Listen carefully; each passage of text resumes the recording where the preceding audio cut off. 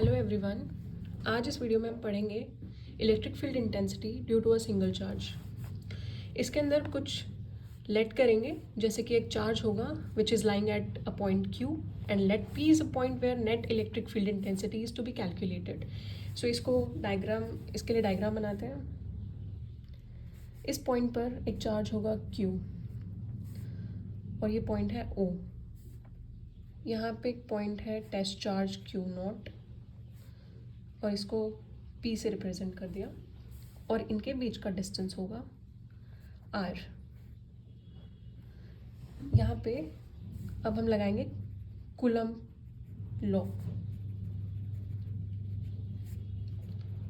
Coulomb law का formula होता है F is equals to K Q1 Q2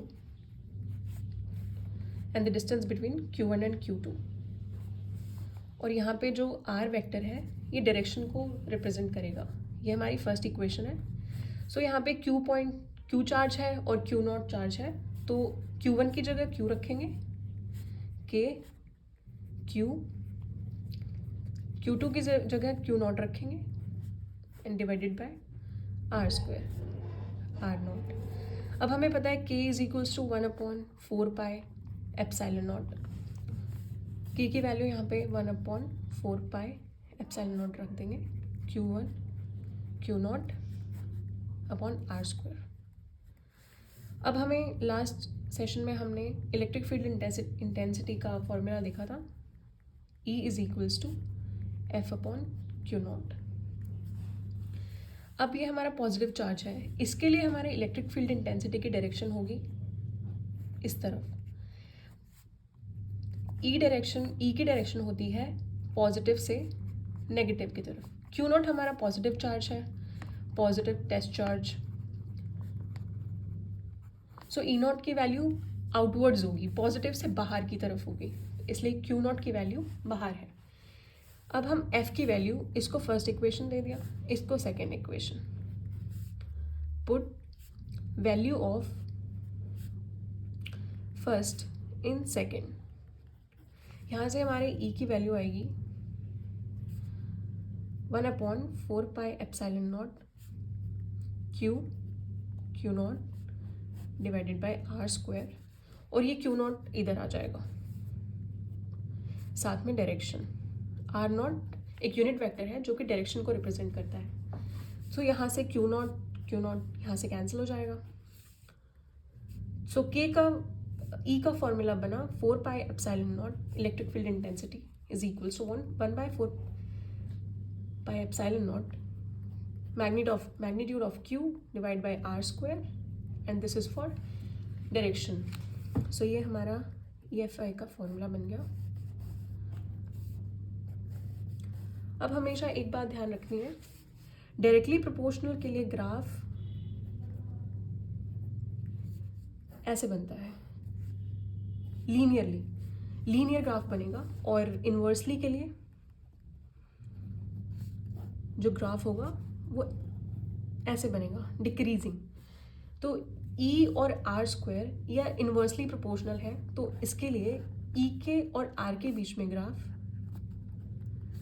ऐसे बनेगा, R² या फिर R के बीच में, E और R के बीच में ग्राफ ऐसे बनेगा।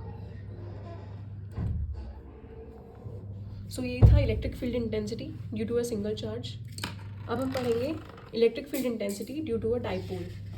अब डाइपोल के अंदर क्या होता है, दो चार्जेस होते हैं, -Q और +Q।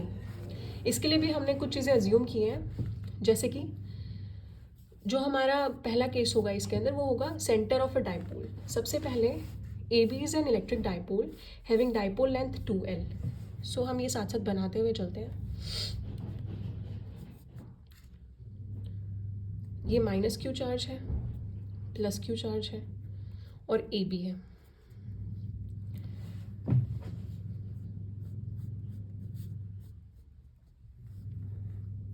अब हमने इसका डिस्टेंस 2L मान लिया, distance between the two charges 2L, और जो इसका डाइपोल का सेंटर होगा वो O होगा।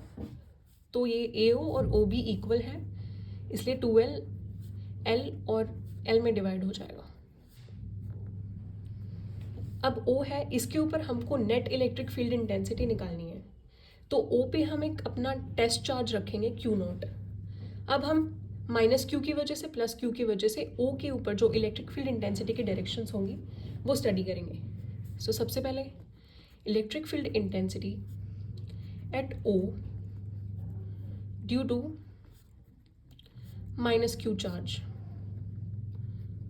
सो अब ये चीज़ समझना इम्पॉर्टेंट है कि यहाँ पे पॉजिटिव चार्ज है, यहाँ पे नेगेटिव चार्ज है, और इलेक्ट्रिक फील्ड इंटेंसिटी के अंदर जो हमारे इलेक्ट्रिक फील्ड की डायरेक्शन होती है वो कैसे होगी, पॉजिटिव है नेगेटिव है, तो आउटवर्ड मतलब नेगेटिव की तरफ हो जाएगी। तो हमारा EF1 वो इस तरफ होगा, क्योंकि पॉजिटिव से नेगेटिव की तरफ आउटवर्ड्स होगी, पॉजिटिव से आउटवर्ड्स, तो यहाँ पे आ जाएगा E1। अब हमारा प्लस क्यू चार्ज है और Q0 चार्ज है, इन दोनों चार्जेस को देखेंगे। प्लस क्यू पॉजिटिव है, तो हमारा डायरेक्शन पॉजिटिव से बाहर की तरफ, ये पॉजिटिव है इससे बाहर की तरफ आएगी, तो इसका बाहर इधर होगा, इधर, इसलिए फिर हमारी E2 की डायरेक्शन इधर आ जाएगी। समझ आया? एक बार फिर से देखते हैं। माइनस क्यू चार्ज है और ये प्लस चार्ज है, अब प्लस से बाहर की तरफ जाती है, प्लस ये बाहर की तरफ जाएगी, इधर की तरफ, माइनस की तरफ जाएगी। अब Q0 चार्ज लेंगे, प्लस क्यू चार्ज लेंगे, Q0 है, ये वाला प्लस है, लेकिन इसको हम ज़्यादा कंसिडर कर रहे हैं क्योंकि इसकी वजह से हमको इलेक्ट्रिक फील्ड इंटेंसिटी निकालनी है। तो यहाँ से देखेंगे बाहर की तरफ, पॉजिटिव है तो ये बाहर की तरफ जाएगी, ठीक है, इधर आउटवर्ड्स। तो EFI at O due to minus Q charge, so E1 is equals to magnitude of Q 4 pi epsilon naught L square, क्योंकि distance between Q0 and minus Q L है, इसलिए L square, distance between the two charges. और इसकी direction किधर होगी, OA की तरफ, इसलिए यहाँ पे लिखेंगे अलोंग OA, और ये वेक्टर का साइन, क्योंकि EFI वेक्टर क्वांटिटी है।